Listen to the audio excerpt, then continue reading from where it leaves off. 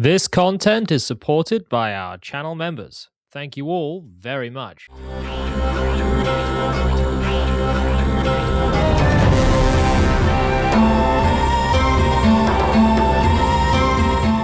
How long have I been doing this now? How long have I been simping for the Wayward Realms? Some time now. You may have missed that I've got a playlist on the channel just full of interviews with the development team and also my own speculation about the game. But now that we're in the run up to early access, we actually do have some devlogs to go by. You might remember that I got a little bit of a sneak preview to the first devlog, and well, yesterday was my birthday. You know what appeared in my inbox? A sneak preview to the second devlog. They've gone through engine changes. They've had some very important members of staff, founding members of staff at that, and Julian LeFay sadly pass away. And yet the devs of the Wayward Realms over at Once Lost Games continues to plug away. Just look at that sword. It's beautiful. This devlog has things such as a message from Ted Peterson. It has design language. It has mass amounts of simulatory progress. I will stress now that if you're looking for graphics, there's actually not too much of it here yet. Now that they've switched over to a fork of the Wicked engine, you're going to see a lot more technical stuff than you are graphical stuff. But it is incredibly interesting, especially some of the announcements that they have toward the end of the video, in where they intend to give us sort of a construction set to be able to do full overhaul mods with the end product that will be the Wayward Realms. And that, in and of itself, is a return to the roots of the old style of philosophy that comes out of things like Daggerfall and Morrowind. This is very much a true successor to the Elder Scrolls as it was always meant to be. Very much Saruman as he was meant to be, if you'll excuse my Lord of the Rings references. I apologize that this is not so slickly edited as the last one, as I am sure you're aware, because I won't shut up about it. We're awaiting the birth of our first child, which should be any day now. And we had a bit of an umming and ahhing this very night, as to whether or not he would arrive. And so I'm recording this at 20 past 9 at night, and I've actually got to get up early for work tomorrow because people are off. So wish me the best. Drop me a like if you are happy with the fact that I'm still soldering on, much like the Once Lost Games devs are. And think about sharing the video and commenting as well, because that sort of thing helps enormously. Of course, the best way to help the channel is to become a member. Those at the Law Sworn level and above get access to my private little Discord chat, where we hang out and discuss books and video games, and sometimes play a couple as well. But for now, ladies and gentlemen, the time is once more upon us for a little bit of a deep dive, depending on my energy levels, into the Wayward Realms Devlog 2 Electric Boogaloo. So the first thing to keep in mind is this is a very technical breakdown from Kai here. I'm not going to go too much into what he's actually saying because you can go and watch the devlogs for yourselves. But I will note that one of my concerns has sort of been addressed here. Look at what's on screen. The animations that are being displayed are more akin to the things that we saw in the initial gameplay trailer over a year ago now at this point. I think nearly 2 years ago now at this point. If you remember, my concern with the last devlog was that the animation quality was maybe not up to par. But here you have the climbing animations being shown off again, and they are much more like, if not improved, from the animations that we saw in the initial devlog. I'd also like to draw your attention to the stance of the sword play here, which is much appreciated from me. The guard out in front with the sword. I'm a little bit of a recreational chap myself. I've done some 12th century battle recreations, and I think it's incredibly important that these animations be spot on because you're going to be swinging a sword around an awful lot, which was my point in the previous devlog. And I think what we'll then have to do is just simply allow the video to play a little bit while I talk a little bit about what Kai is saying here, and that is that everything that they've wanted to do in the Unreal Engine, which they then had to sort of pull code out of and make run on its own, is now within Wicked Engine. It's unfortunately just not hooked up to the 3D stuff at present. The technical details of this, as far as I can tell, means that they can track mass amounts of NPCs wherever they want to, all at once, claiming, in fact, that the entire world is tracked all the time, is always loaded in, and does for very little processing power. I will believe this when I see it. What is cool here is that this editing stuff you're showing us, the way you're able to just sort of drop biomes in and out of the game world and simulate the way forests and pollen, etc., works is incredible. But this is very niche stuff. The stuff that most people playing the game are going to care about is all of the ways in which the NPCs are tracked across the entirety of the world. Not so much the forest, though. There is something interesting with the forest, which I'll get onto in a little bit. For now, though, what you're seeing here is the map of the archipelago within their editing software. The Isle of Ijar is that tiny spit of land all the way in the top right there. That's Ijar. That is 4 times the size, apparently, of Manhattan. Never been to Manhattan, but I know it's bigger than Skyrim, that island, and it's all the way up there. Look at the amount of ginormous landmass there is there. Not something I was expecting personally. But the entire idea of this map is everything is segmented into squares, and you have forests within those squares, or towns within those squares, or just streets of towns within those squares. And the detail that they're going for is, admittedly, quite impressive if they can pull it off. And again, this is something that I've told Victor to his face. I'll believe this bit when I can see it, because we are talking about simulating mass amounts of NPCs across this entire map, which I believe is 50,000 square kilometers, if not more. Might be 500,000. I actually can't remember off the top of my head. The problem that I'm going to see with this is that it's going to be very GPU intensive, I think. Kai here is claiming that it is very quick to load, and to be fair, when you watch the devlog, it is quick to load in, but he's only loading in a grassy landscape with a couple white placeholders. So I'd be interested to see where the GPU might falter when it's loading in, say, 1,000 to 10,000 structures all at once for a city. That would be something I'd be very interested in. But to say that this entire thing is loaded all at once is really very impressive. The technical detail is incredible, but again, it needs to have something 3D hooked up to it for me to be able to give it my full-throated endorsement.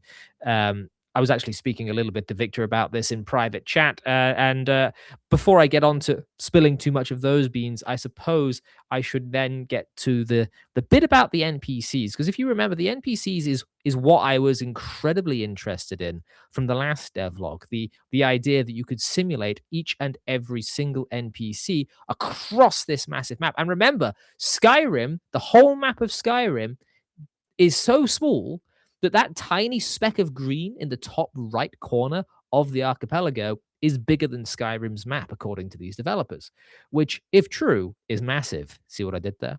But no, let me show you what I think is particularly interesting with what they've got planned here. Now, bear in mind that everything I say is very much from a layman's perspective, but each of those NPCs that you've just seen there is represented in the game data by these color pixels, which sort of reminds me of something a very autistic friend of mine in school used to do, where he would open up a paint document and attempt to have every single pixel he could find fit onto a massive document and not have any same color touch. Very strange man. But these pixels have a lot of data within them. The color is data. The position of the pixel is data, and also you have a y-axis as well. No, you have an x, y, and a z-axis as well. So this determines every single NPC in the game all at once, always loaded.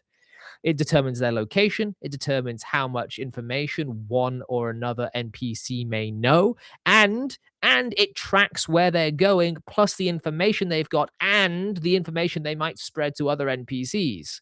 You could have one NPC hear a rumor of, I don't know, a wyvern causing problems, go to a different town and change the other NPCs in colors mode there.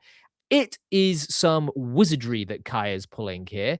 And I'm not sure. And again, this is not me doubting their ability to pull this off because they're saying they've done it and they're showing how they've done it. So I'm inclined to believe they have done it. But my small monkey brain cannot comprehend the amount of complexity it must take to track all of these NPCs all at once.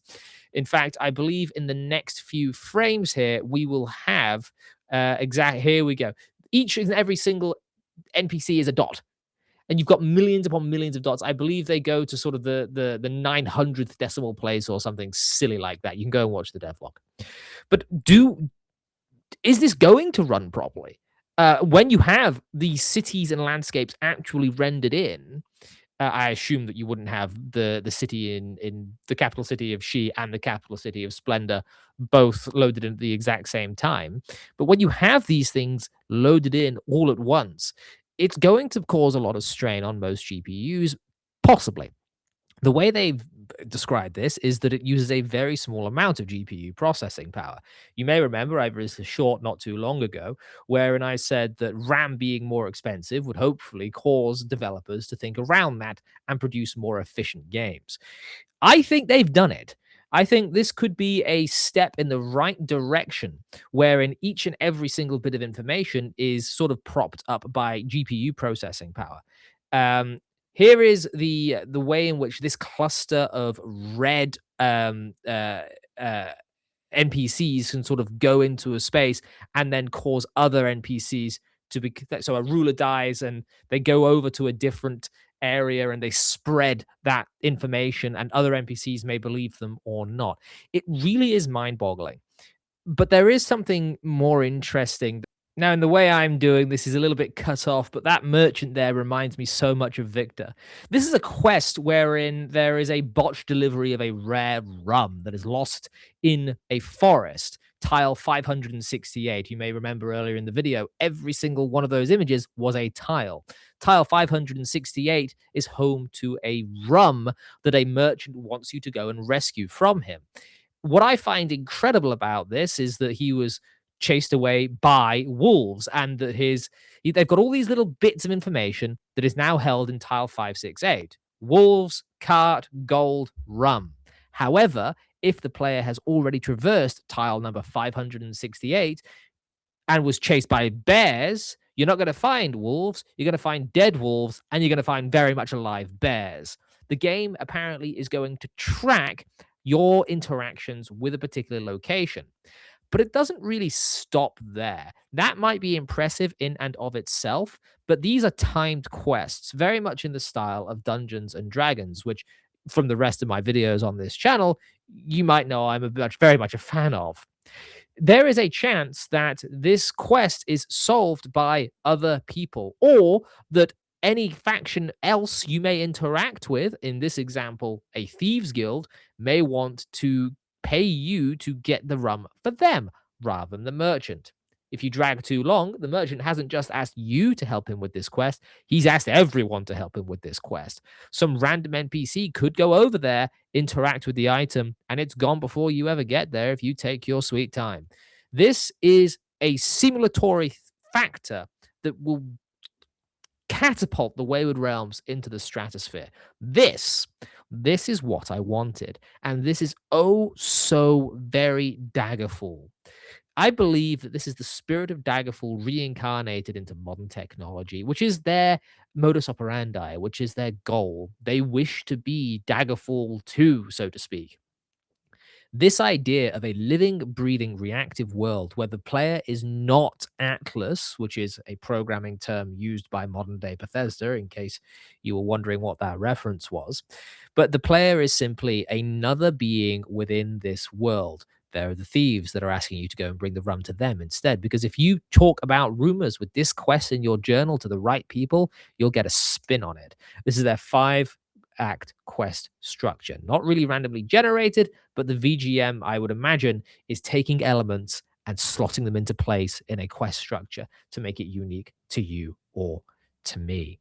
This will, I believe, very much simulate the way a fantasy world would react. And you'll remember my entire point for bigging up the Wayward Realms so much is I want to just shoulder my bow, put my sword on my belt, pull on some weather stained travel boots and a weather stained travel cloak, and head out into the wilderness into a fantasy world. This so far looks incredibly promising, and I'm not entirely sure how much of it an average player will be able to appreciate.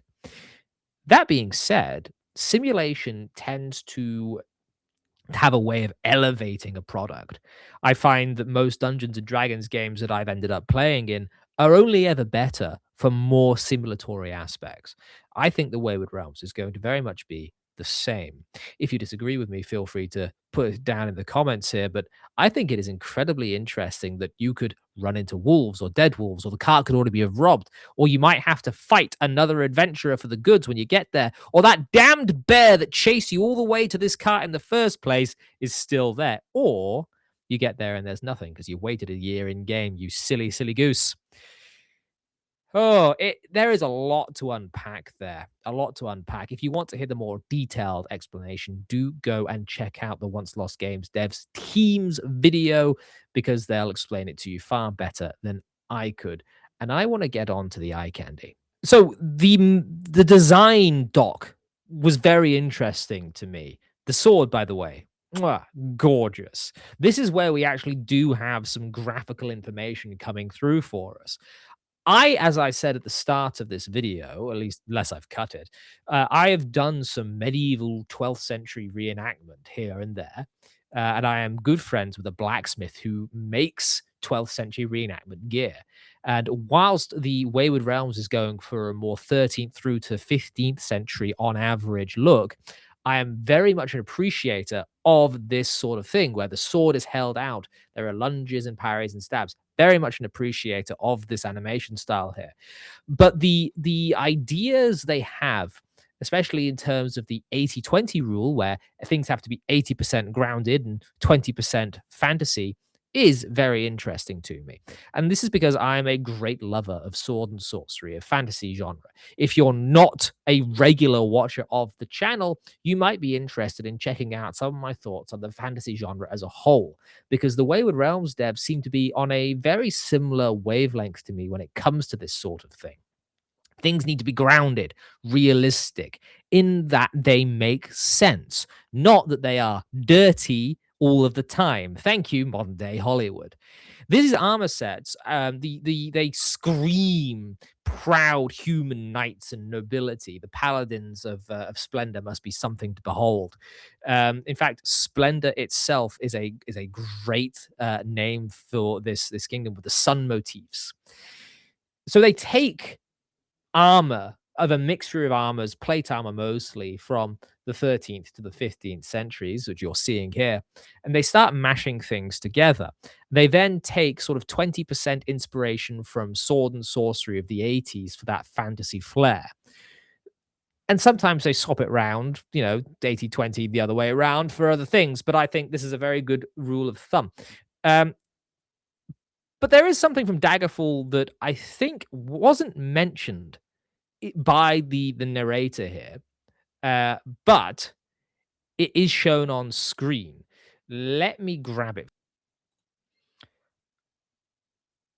What you're actually seeing here is layers. Daggerfall had clothing layers, armor layers, and all sorts and such. The modding scene for Daggerfall for having different armor trims, different armor styles, being able to sort of flip your cloak off of one side of your shoulder is fantastic. Here it is, base game Wayward Realms confirmed in the devlog number 2. And I think what is utterly fantastic about this in particular is when you play Dark Souls or Elden Ring or some such, Have you ever heard the term fashion souls? Because I'll be honest, looking cool is part of the reason I play these games. It feeds into that sword and sorcery fantasy. If you go back and read Tolkien's work, The Lord of the Rings, The Silmarillion, and the like, you'll note he spent a lot of time on character description, armor description, because it matters. It solidifies the thing in your brain, and I'm very much looking forward to the way in which these will work. And now we're going back onto the NPCs.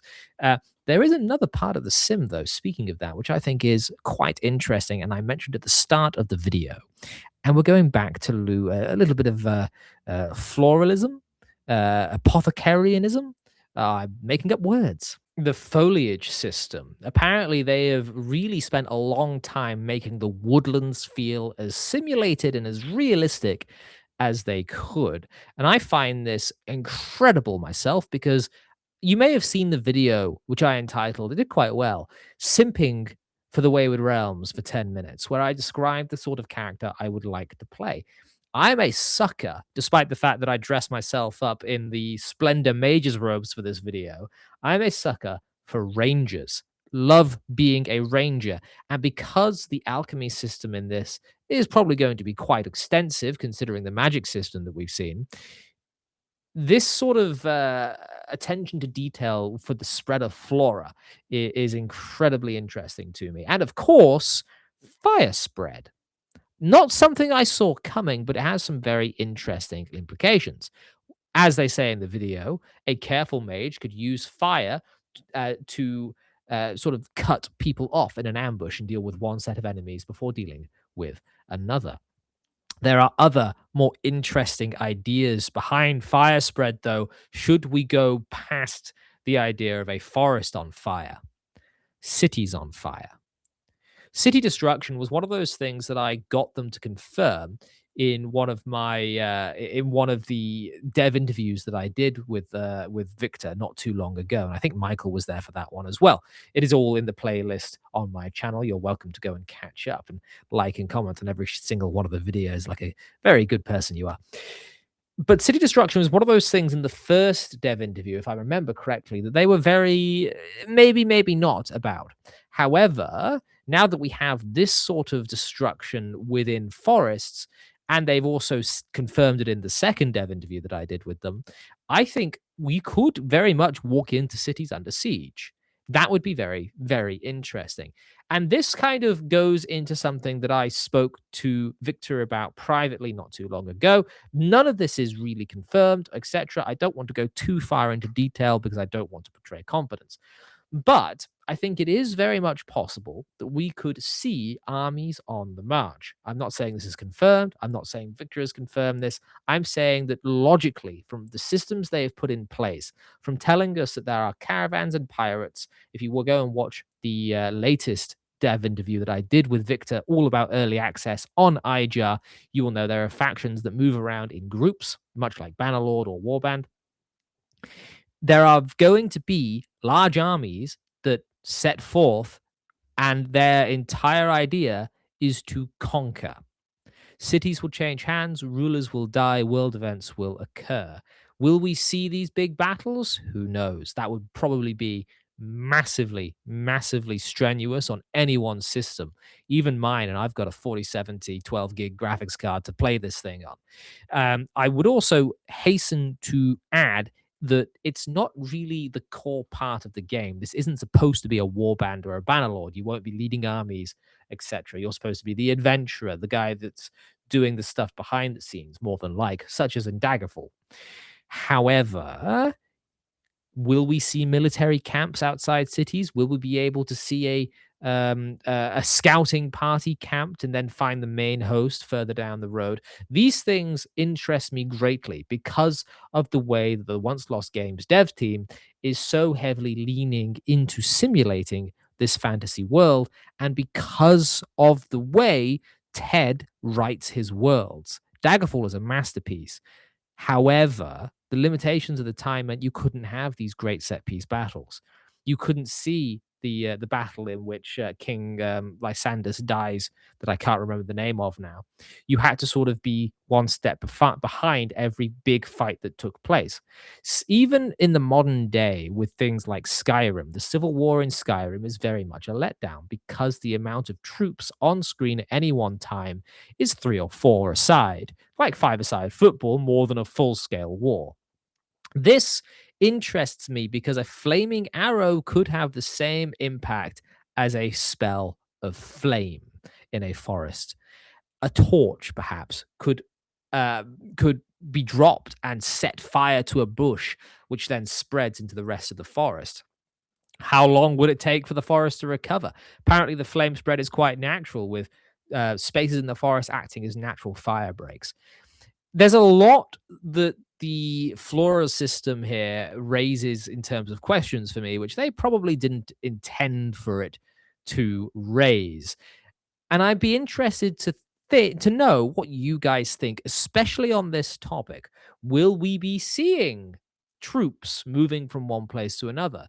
Do you think we will be able to view a large scale battle from a distance, or will it always be rolled off screen? Will the fighting not quite happen in our point of view, like when you stare at the sun for too long and then you get that blotchy thing on your eyes that every time you look at it, it disappears? That sort of thing. You know, I'd be very interested, although I will hasten to add, this is not the main draw of the game for me. The main draw of the game for me is for the world to be carrying along on its own merry way whilst I spend my time fishing. Now, the thing that I stopped this from playing was the modding tools. They're just giving us the code. They're just straight up saying, here you go. Have all the stuff we've been working on, have a construction set, have a blueprint program with extra functionality. Again, this is beyond me. I write pretty stories. I did some Oblivion modding back in the day. This sort of thing, woof, straight over my head. I am a scholar of lost lore, not of future technology. I apologize. But if you're interested in Wayward Realms modding, and believe me, I certainly am, and I have no clue what I'm doing, to be able to add in your own NPCs, your own towns and cities, to edit the map, I do believe, although I may have to be corrected, that we are going to have access to the biome shifting abilities that he was showing us earlier on, that Kai was showing us earlier on. It is utterly boom to me that this game is just going to give you everything. The construction set and the modding scene, I think, will breathe such life into the Wayward Realms when the normies get their hands on it. And by normies, I mean those people that are less invested in having a fantasy sandbox to play around in than the people that are watching this video as it releases. Yes, you big nerd. Have you clicked like yet? Look, it's showing a spaceship, which kind of implies that you could just, oh yeah, let's have a space sim, a sci-fi sim, a Starfield sim within our Wayward Realms engine. I think the engine switch was one of the best things that could probably have happened to this game, because now they're sort of unshackled from Unreal Engine 5. The sky's the limit. If they can make it work, they can make it work without having to worry about Unreal Engine 5 getting in the way. In-house engines was always the way that people did things back in the day. And I think one of the reasons I like Once Lost games so much, other than the fact they're all great blokes, Victor especially, I've struck up something of a friendship with, which is very nice. He's a lovely chap, but it is the old school approach to game design. And I say this because they have some old heads there. Obviously, Julian Lefane sadly passed away, but Ted Pearson is still there. I hope I'm getting his name right. I always second guess myself with Ted's name. But they have this old familial guys coding together in a basement, despite the fact that they are all working remotely. And I think the reactivity of the devs in the community Discord, which I lurk in more often than not, it just is a massive green tick for me. However, all of this, I have to say, needs to be caveated. We're still in early days. Early access is due to come out in June. And I say this as a supporter of the game and of the developers, as something of a simp as well. But I am also something of a realist. June is already a pushback from the end of 2025 to January that has just gone, the beginning of 2026. There's a lot to do here. The animations look promising. The art styles look promising. The concept art all looks gorgeous. The Splendor robes, by the way. Blue is not really my color, as you can probably tell. I'm a red guy, red Power Ranger for life. But there is a lot to do. There is a lot of work to make this acceptable for release into early access in June to backers. However, caveating my caveat, I do have quite a bit of faith in them, mostly because this guy here is leading them. He is an old guard. He is someone that has been there, done that, got the t-shirt. It gives me a lot of confidence in a project like this. How very interesting.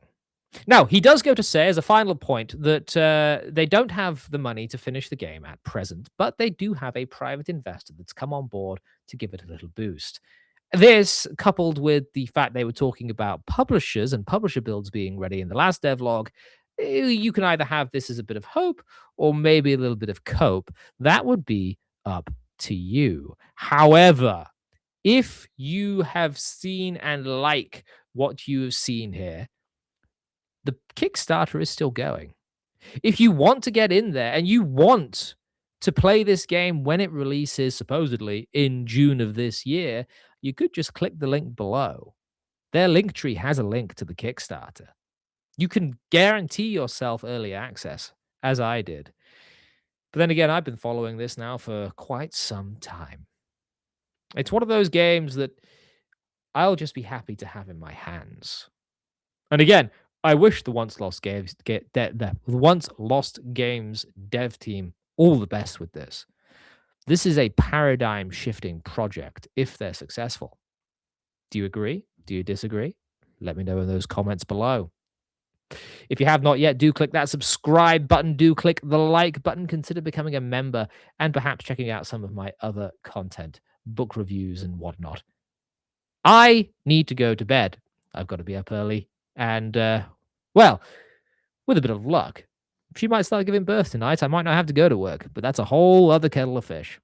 Wish me luck, fellows, and I'll see you in the realms.